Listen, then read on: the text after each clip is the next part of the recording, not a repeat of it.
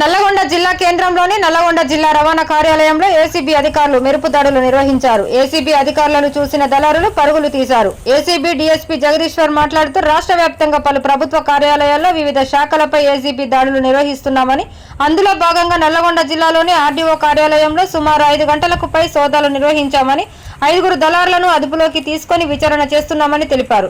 గత కొన్ని రోజుల నుంచి ఆర్డీఓ కార్యాలయంపై ఎన్నో రకాలుగా కంప్లైంట్లు వస్తున్నాయని, వాటి దృష్ట్యా దాడులు నిర్వహించామని తెలిపారు.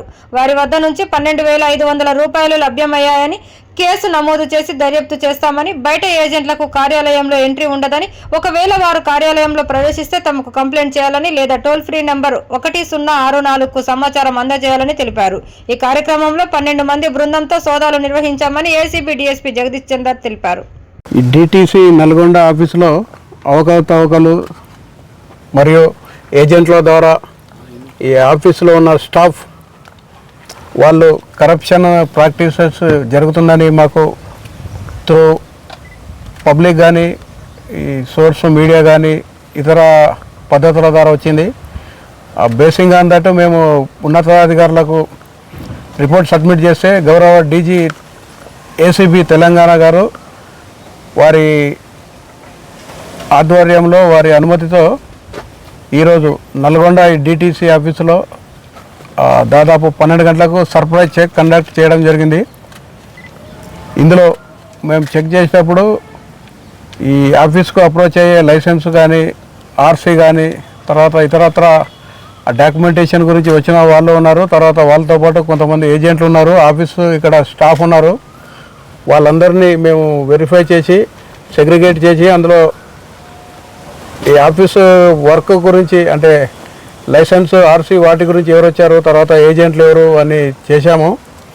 చేసిన తర్వాత దాంట్లో మాకు 6 ఏజెంట్లు వారు అన్ఆథరైజ్డ్గా ఎవరైతే ఏజెంట్లు వర్క్ చేస్తున్నారో వాళ్ళు యాజ్ పర్ జీవో వాళ్ళు ఈ ఆఫీసులోకి వాళ్ళకు ఎంట్రీ ఉండదు.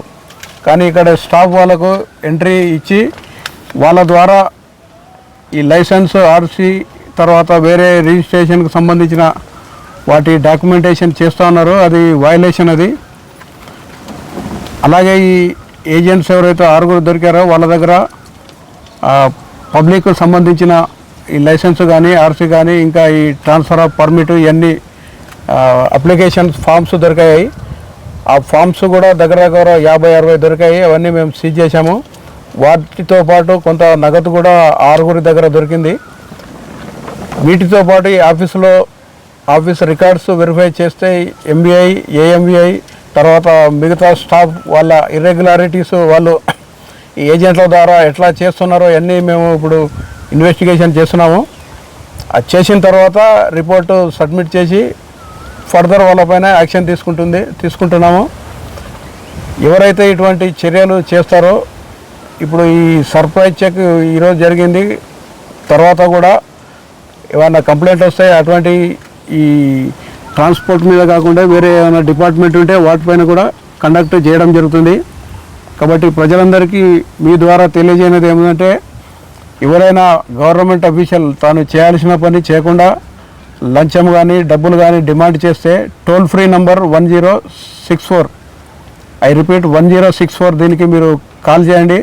మీ వివరాలు గోప్యంగా ఉంచి ఎవరి మీదైతే మీరు కంప్లైంట్ చేస్తారో వాళ్ళపైన యాక్షన్ తీసుకోవడం జరుగుతుంది.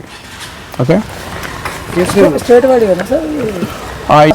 సర్ప్రైజ్ చెక్ ఆర్టీఏ ఆఫీసులో కానీ, చెక్ పోస్ట్లో కానీ డీజీ గారి ఉత్తర్వుల మేరకు రాష్ట్ర వ్యాప్తంగా పలు చోట్ల ఈరోజు కండక్ట్ చేయడం జరిగింది. అంటే ప్రస్తుతానికి చెకింగ్ నడుస్తుంది. 12,500 దొరికింది. మిగతా సర్చెస్ దొరికిన తర్వాత తెలుస్తుంది మనకు. అంటే అదే ఇప్పుడు ఈ వైలేషన్ ఏముంది, ఇర్రెగ్యులారిటీస్ ఏందని మా నోటు రిపోర్ట్ ద్వారా పంపించిన తర్వాత యాక్షన్ ఉంటుంది. అది ఇమ్మీడియట్ అరెస్ట్, కేసు, రిమాండ్ ఉండదు. తర్వాత చేస్తాం. అది తప్పకుండా చేయడం జరుగుతుంది. వైలేషన్స్ ఏమేమి ఉన్నాయి ఇంకా ఐడెంటిఫై చేసిన తర్వాత కన్సర్న్ డిపార్ట్మెంట్కు బయటి దళారులు లోపల రాకుండా ఏ విధమైన చర్యలు తీసుకోబోతున్నారు సార్ రాబోయే రోజుల్లో? అదే ఇప్పుడు ఇది డిప్యూటీ ట్రాన్స్పోర్ట్ కమిషనర్ ఆఫీస్లో ఇన్ఛార్జ్ ప్రస్తుతానికి ఎంఏ ఉన్నారు, ఇన్ఛార్జ్ డిటిఓ గారు లేరు, సూర్యాపేట ఉన్నారు. వాళ్ళకు రిపోర్ట్ ఇస్తాము. ఆల్రెడీ గవర్నమెంట్ సర్కులర్ కూడా ఇచ్చింది, అనాథరైజ్డ్ పర్సన్ ఏజెంట్ ఎంట్రీ కాకూడదని.